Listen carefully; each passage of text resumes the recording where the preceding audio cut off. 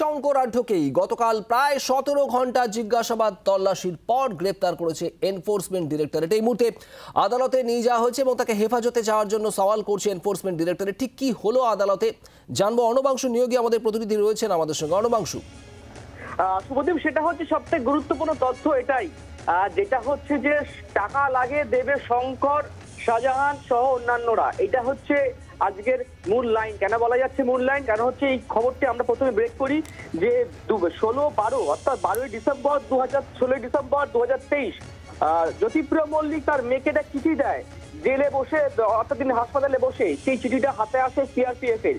সেই চিঠিটা তুলে দেওয়া হয় ইডি আধিকারিকদের হাতে। সেখানেই কিন্তু দেখা যাচ্ছে চাঞ্চল্যকর তথ্য। 4 জন ব্যক্তির নাম রয়েছে। সেই 4 জন ব্যক্তি বলা হচ্ছে যে রবীন্দ্র, শাহজাহান, ডাকু এবং হচ্ছে শঙ্কর।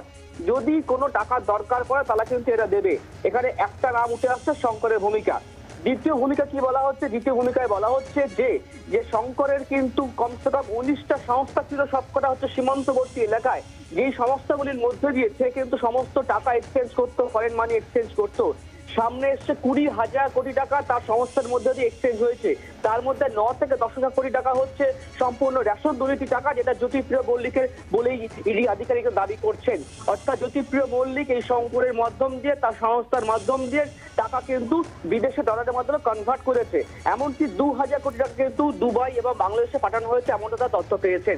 বিশাল তথ্য তারা পেয়েছেন। তারা বলছেন যে একে আরো জিজ্ঞাসাবাদ করার প্রয়োজন রয়েছে, সেই কারণে তারা চাইছেন ফুল টার্ম কাস্টডি। এদিকে অভিযুক্ত তরফ থেকে জামিন চাওয়া হয়েছে, মামলার রায়দান এখনো মুলতবি রাখা হয়েছে।